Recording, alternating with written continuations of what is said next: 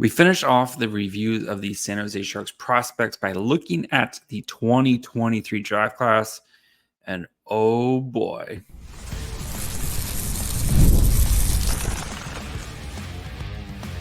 You're Locked On Sharks, your daily podcast on the San Jose Sharks, part of the Locked On Podcast Network, your team every day. Hello, welcome to Locked On Sharks, the premier hockey podcast covering your favorite team in the Bay Area. My name is JD Young, caretaker at the Reef, also the co-host of Western Conference Tuesdays on the Locked On NHL channel. I want to thank you for making Locked On Sharks your first listen, proudly part of the Locked On Network. We cover your team every day. If you want to be an everydayer, all you have to do is just follow along wherever you get podcasts, or you can watch this on YouTube as well. And today we're going to be finishing off our series looking at the 2023 NHL or Sharks draft class. So we've done the 2020, 2021, 2022, and we're going to finish off the 2023 as our way to kind of review each prospect's year. And this draft class is shaping up to be something special for the Sharks. We're going to start out by looking at, of course, the 3 first-round picks that the Sharks got out of this after the Tomas Hertl trade. Then look at some of the middle-round guys and Halton and Cags, and then look at some of the late-round guys and see which of those could be potential guys to pop for the Sharks. So before we get to all that, do want to let you guys know that today's episode is brought to you by Game Time. Download the Game Time app, create an account, and use code LOCKEDONNHL for $20 off your first purchase. Terms apply. So we have to start with the 4th overall pick in the draft class, and that was one Will Smith, who in 41 games this year had 25 goals, 46 assists, 130 shots on goal, and just signed his ELC to become a San Jose Shark. So Will Smith had a monster season, one of the best freshman seasons that we have ever seen in NCAA history. Boston College, of course, made it to the finals. Unfortunately, did not win, or fortunately, if you're a University of Denver fan. But what Will Smith was able to accomplish this season is why you picked him 4th overall, right? Just that the ability to generate offense, control pace of play, create offense for his teammates, and the scoring ability. Will Smith is a total package when it comes in the offensive zone. Whatever you want Will Smith to be able to do, he can do it. And we saw that on display all season long with Boston College. But now comes the big test with Will Smith is what happens when you get him out of that safe environment of Gabe Perreault and Ryan Leonard, who he's been paired with for the past 2 to 3 seasons now, between his time at the U.S. national team and then a season at Boston College. And we're going to see the true Will Smith here. And I think he's going to be fine. Like, yes, there's questions about his defensive, what he can and can't do in the defensive zone. But I think we get so focused on what he can't do, and we forget about what he can do. And what he can do is he can drive offense and generate offense and make your team better. Right? Will Smith is going to make the San Jose Sharks better. May not be day one, but he's going to make the Sharks a better team because he can make his line mates better, whether he needs some sweet passing, whether he needs to be a scorer, whatever he needs to do. Will Smith will be able to do that. And I fully expect we'll be looking back a year from now and discussing why Will Smith going pro was the right choice. And as we talk about his development, he continues to grow in that area. But Will Smith, now comes the big test for him, and I think he's going to be more than ready to handle it. So, of course, the Sharks also drafted Quinton Musty in the first round, 26 overall. Last year he played 61 games, had 45 goals, 67 assists with 243 shots on goal. Yeah, this is also including playoffs as well for the OHL. Musty, of course, put up 100 points in 50 some odd games. We saw multiple nights where Quentin Musty had 4, 5, 6 points in a night, highlight reel goals. And looking like a potential steal at the end of the first round for the Sharks. And there's still needs to be some work to be done, I think, for him with comes to consistency in playing kind of a full 200-foot game. But you don't expect that to be there for a 18-year-old kid he'll be 19 in July. Like Quinton Musty is super young. We have to keep that in mind. So I fully expect them, though, to play NHL games next year. I would not be surprised if he gets his 9 games in the NHL before going back to the OHL to play with Sudbury. And we'll see what Sudbury does. If I know they're losing Dvorsky and like they're kind of losing a couple pieces here, or potentially losing Dvorsky, but losing a couple pieces here.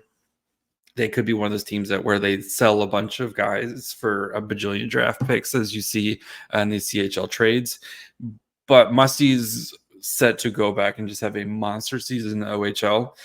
He has to go back, though. That's the thing is, since he's only turning 19, he has to go back for one more season before making the jump to go pro the following season. But fully expect him just to go back and just have a ridiculous season in the OHL, where he probably is going to be pushing for the scoring lead in the OHL and just doing ridiculous things, and fully on his way to being a top 6 winger for the Sharks. And if depending on what they do with pick number 14 here, the Sharks are going to be looking ridiculous in the top 6 as they continue this rebuild here. And that's without even adding free agents and kind of looking at guys who are currently on the roster other than William Eklund.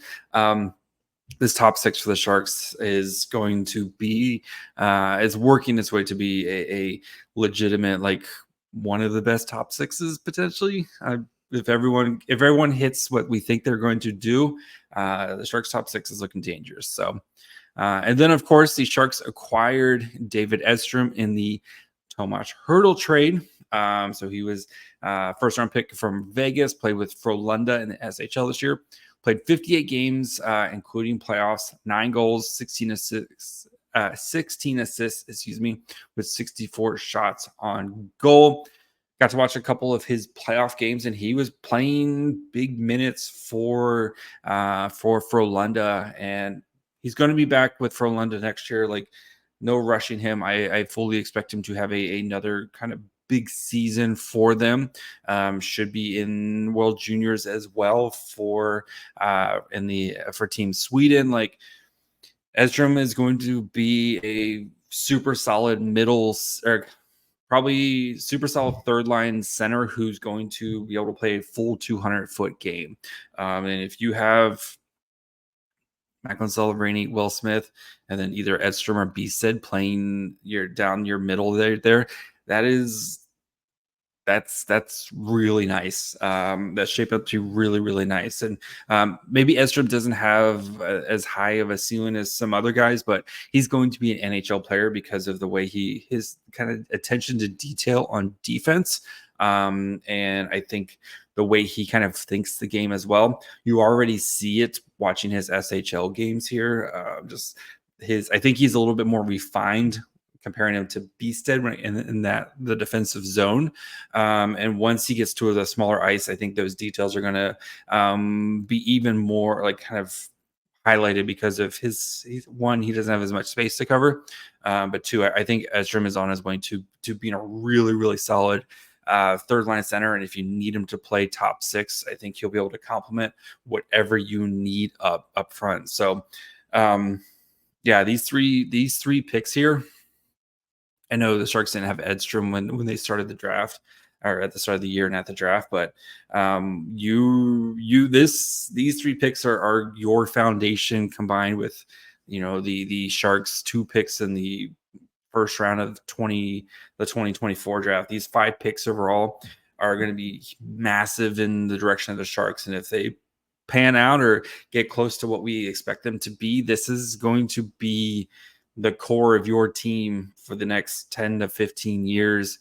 With guys like Celebrini, Musty, Will Smith, these guys leading the way. So really exciting times for the Sharks. They keep, the future is teal. The future is teal. This class could be one of those where we look back and go, Sharks hit a bunch of dudes, and it gets even more crazy when we start to look at some of the other guys here that they were able to grab. So we'll look at some of these mid-round guys here, including Kasper Halttunen and Luca Cagnoni here in just 1 second. If you want to grab tickets to the NBA Finals, or you just want to go catch a Giants game, an A's game, maybe you want to start getting tickets for the NFL season, you need to check out Game Time. Cool thing about Game Time is the prices on the Game Time app actually go down the closer it gets to kickoff, tip-off, whatever it is to start the game. They have killer last-minute deals, all-in prices, views from their seat, and their lowest price guarantee. Game Time takes the guesswork out of buying tickets. The thing I love about Game Time is you actually get to see your view. Nothing worse than getting to an event and realizing I got crummy seats. Actually, the only thing worse is when you go to purchase your seats and then you go to check out and you get hit with a bunch of fees. With Game Time's all-in pricing, you know exactly what you're going to pay. No sticker shock, no surprises, none of that. You just know what you're going to pay. 2 taps, you can have tickets straight on your phone. So take the guesswork out of buying tickets with Game Time. Download the Game Time app, create an account, and use code LOCKEDONNHL for $20 off your first purchase. Terms apply. Again, create an account and redeem code LOCKEDONNHL for $20 off your first purchase. Download Game Time today. Last minute tickets, lowest price guaranteed.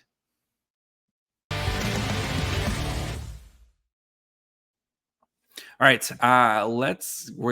we did a whole segment. We haven't even got out of the first round, which is, it's pretty nice.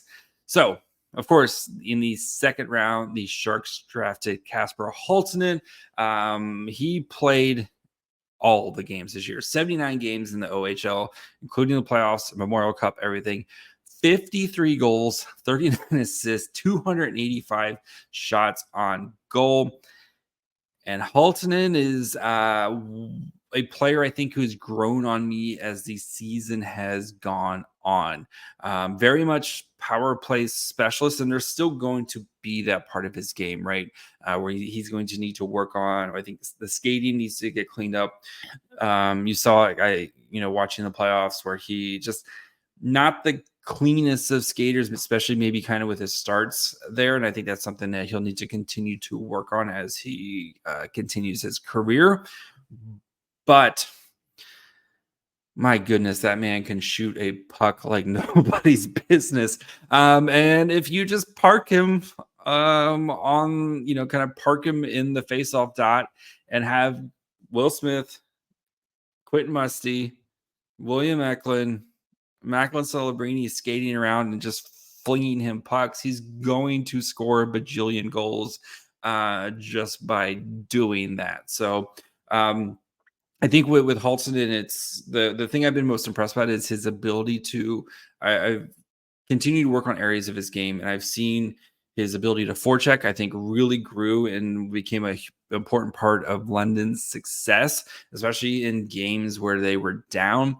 He was one of those guys who kind of led the charge and led the rallying cry and earned a lot of ice time in those kind of key moments for London, especially when they were down. Needs to work on earning the trust to be, playing when you're up, which is also a very key skill. But I think, though, Halttunen, who the Sharks, they have a decision here. You can send him back to, since he was drafted, when he was drafted, he was playing in a European league. He does not, he's not part of the CHL NHL agreement, so he can play in the AHL next year. Remember, if you're part of, Quinton Musty, who was on an OHL roster when he was drafted, cannot play in the AHL next year. Kasper Halttunen was not on an OHL QMJQ league or a WHL team when he was drafted. So therefore, if the Sharks want him to play with the Barracuda, they can have him play. And he had a post kind of saying like, thank you, London. I have a feeling his time in London is done, and I would not be surprised if he's playing in the AHL next year, because one, he's played against men for basically his entire life not his entire life, but he's played against men for before, kind of, I think, got his confidence back playing in the O this year, and I expect him to be on the Barracuda next season. So one guy who won't be on the Barracuda next season because he's going to school is Brandon Svoboda. So Svoboda started his season with the Youngstown in the USHL. 25 games there, had 7 goals, 4 assists with 39 shots on goal. Got traded to Fargo, and you saw a different player once he got traded to Fargo. 24 games there, he had 9 goals, 5 assists with 42 shots on goal. Svoboda is going to be playing in Boston College next year. Is it Boston College or Boston University? I'll look this up while I'm talking. But I think for Svoboda, he really, I think, turned the corner after getting traded and found his game again. I think for him going to college this year, where he's going to be able to play on Boston University. So he's going to be playing on Boston University. That team's going to be very good, even if they don't have Macklin and Celebrini. But that team still has a lot of really talented players that are going to be on there, like Cole Hudson. Like they're going to be a very good team again. And I think this will be a chance for him to kind of continue his development. I know a lot of people are a little meh on Svoboda this season because he didn't really light it up in the USHL, but I think a change of scenery for him. And he's a big guy who's, I think, still maybe trying to figure out what style of player he wants to play. And I think playing in the NCAA is going to be very good for him, because he'll have to kind of figure out his style here, and I think that'll be good for him. So I still have hope for him. I think he's going to be one of those guys who probably plays, either 3 to 4 years in college before the Sharks kind of figure out what to do with him. So one guy who I don't think the Sharks will need to kind of figure out what they're going to do with them is Luca Cagnoni. 78 games, including playoffs, for the Portland Winterhawks, 21 goals, 82 assists, 269 shots on goal. My goodness. What a season for Cagnoni, the first player in 30 years, first defenseman, in 30 years to put up over 90 points. Cagnoni was an absolute monster this season, earned his ELC, so we can stop asking the Sharks admin to please sign Luca Cagnoni. But guy who's projected to be a second-round pick, and I talked about him being picked where the Sharks got Kasper Halttunen. They got him in the 4th round, and again, looking just like an absolute steal. I know there's concerns with the size and if he can play defense. I know he can play defense, okay? I watched a lot of Portland Winterhawks games this year, and yes, he's going against 18, 19-year-old kids, et cetera, but the tenacity for a guy his size and just the motor for a guy his size, he just doesn't give up on in the defensive zone. There's going to be shortcomings because, again, he's 5'9", but I think he's got that chip on his shoulder, especially as a guy who was not drafted in the WHL, had to earn everything, even at the draft himself, right? Expected to be a second-round pick, fell to the 4th round with pick 123. He's just got that like super nice kid, super easy to talk to, but the way he plays, he just plays like every shift is his last shift. And I think he is going to just continue to prove people wrong. I am 100% like buying all the Cagnoni stock. I think Cagnoni, I've said it before and I'll continue to say it again. Defensemen his size, they're either amazing in the NHL or they never make it at all. I'm going to continue to bet that Cagnoni is just amazing in the NHL because he just has something about him where he's just going to continue to work and get better at what he does. This year, he said he wanted to focus on defense. He still put up 90 points. So, and just as a reminder, since Cagnoni's birthday is before the end of the season, he'll turn 20 before the end of the season. He is AHL eligible, and I fully expect him to be in the AHL next year, just because I think after Jack Thompson, there's a lot of question marks among the defense for the Barracuda, and I think Cagnoni can help answer some of the question marks. They'll need to find the right partner for him, but I think Cagnoni is going to be playing professional hockey next season, and we'll continue to see how his development goes. But I'm excited. I think Halttunen and Cagnoni on the Barracuda next year is going to be super fun. So we'll look at the rest of these guys here and kind of see how the late round picks are continuing their development and which guys could potentially pop. So we'll get to that here in just 1 second. Hey, Locked On Sharks fans, I want to take a moment to bring up one of our partners, the mobile game Ultimate Hockey GM. Ever dreamed of becoming an NHL GM? Well, probably because you're listening to a podcast about a certain franchise and managing your favorite hockey franchise. Do you think you can run the Sharks better than Mike Grier? Well, your dream can come true. This game is most definitely for you. Manage every strategic aspect of your game, play through the seasons, and lead it to glory. Hire the right coaches and staff, trade players or draft picks, navigate through free agency and the draft, all in a challenging and realistic game world. As a Sharks fan, you know there's no off season. GMs are constantly making moves at every point of the year to improve their team's chances, and that's why I think you're going to love this game. Ultimate Hockey GM is completely free and playable offline. Play on the go as you want and when you want to. And by the way, Locked On Network listeners get a 100% free boost to the franchise when they use the promo Locked On NHL in the game store, so make sure to check it out. To download the game, visit hockeygm.app or look it up on the app stores. Ultimate Hockey GM. Start your dynasty today. All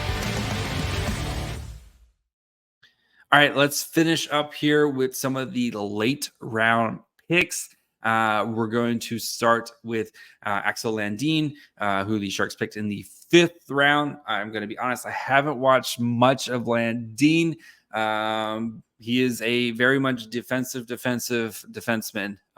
If you like that is what butters your toast. Landen is your guy. He's going to be spending the next couple seasons in the SHL because he just actually signed a new contract this season. So he's going to be over there for a while. That's fine. Let him continue to marinate. But 35 games, 0 goals, 0 assists, 19 shots on goal in the SHL. Did also play in the J20, which is kind of their junior league, very similar to the CHL. And there he had, in 22 games, he had 1 goal with 11 assists. I couldn't see his shot totals because it's very hard to find stats in Sweden when it comes to that. But one of those guys where you're just, letting him kind of sit and marinate and see if he can continue his development over there and become a piece for you. I think his role eventually is, like I said, a kind of shutdown third pairing defenseman. You're not going to expect much offense, but he is a very physical player as well. One guy who I think really popped this season, though, is Eric Pohlkamp, the 2023 5th-round pick out of who went to Bemidji State this season. Did transfer to University of Denver, and we'll talk about that here in a second. But 32 games, 11 goals, 13 assists, 121 shots on goal, a ton of accolades at Bemidji State. And he's a guy who you could see being a really solid two-way defenseman because he has the offense. He's not afraid to shoot. But he's not the biggest. He's only 5'11", but he is stout, and he shuts dudes down at the blue line multiple times where guys are trying to come in, and he just basically parks at the blue line and just crushes dudes, just straight up crushes dudes at the blue line. But transferring to University of Denver this season, where he's going to be playing some big-time hockey on the defending national champion team. So if he has a really monster season there, the Sharks might be discussing if it's time to make him go pro. Remember, he's an overager when he was drafted, so he's a little bit old. He's a year older. Should have been part of the 2022 draft class. But I could very much see a world where Eric Pohlkamp has basically gone from an unknown player, right? Made the World Junior roster team last year, that won gold. Massive season with Bemidji State. Now going to be playing on, like I said, the University of Denver team. He has another massive jump this year. I know competition is going to be tougher, but this kid's got something to him, just like I talked about with Cagnoni. Different type of player, much different type of player, way more physical. But I think he could be one of those guys where we're looking at like, how did he get to the fifth round? And the Sharks could be feeling pretty good about where they're at. They still need some pieces at the top of the blue line, but I think Eric Pohlkamp really figures into the Sharks' development and their prospect pool. So we'll see what continues to happen with him. So up next is David Klee. So 7th round pick, played with Muskegon this year in the USHL. 70, including playoffs, 70 games, 17 goals, 28 assists, 123 shots on goal. Barracuda did sign his brother as well, so he's going to be. I know they signed him last year. I think anyway. He's in the system right now. So, but as for David, he's going to be playing with the University of North Dakota. North Dakota is a great school in the hockey world. Really good at developing their picks. I know the Sens love drafting guys who are going to be going there. They've had a ton of guys going there. One of those guys who I think is going to be kind of like Brandon Svoboda. They're going to let him play for the next 4 seasons and kind of see where he is at after he graduates. But I think for him though, probably like AHL tweener type of projection, but I could see him making a very long career in the AHL. So, and then finally, Yegor Rimashevsky, the 7th round pick out of Russia, playing in the KHL for Dynamo Moscow. 45 games in the KHL with 6 goals, 11 assists, and 54 shots on goal. This production is like average, with him averaging like 9 minutes a night. So that is really, really, really solid production for a guy who's averaging 9 minutes a night. He saw more ice time in the playoffs. I think it was up around like 11 or 12 minutes there. But for a 7th round pick, like you could be doing worse for production wise. In the MHL, which is the Russian version of their juniors, 12 games, 4 goals, 9 assists, 31 shots on goal, just completely dominating in that facet. So I think one of those guys you're just going to keep an eye on. You never know if he's ever actually going to come over or not, but that's really solid production for, if I recall, guy who hates playing defense and they've never seen someone cheat for offense as much as him. That's some pretty nice production. So overall, like I said, you got to be feeling really good about the potential in this 2023 draft class. You could be looking at 4, 5, 6, if everyone maybe, but at least 4 or 5 NHL players, right? Will Smith's going to be an NHL player. Quentin Musty's going to be an NHL player. David Edstrom's going to be an NHL player. Kasper Halttunen looks like he's going to be an NHL player.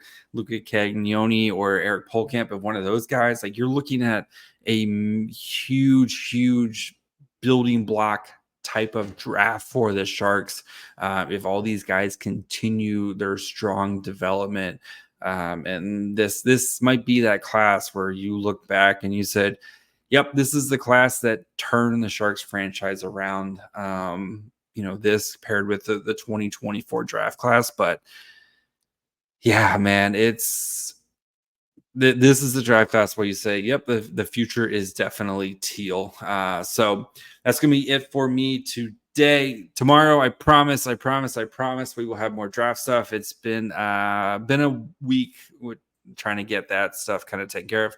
Had to postpone stuff twice, so my bad. But anyway, so we'll have probably 3 more episodes where we'll do prospect breakdowns.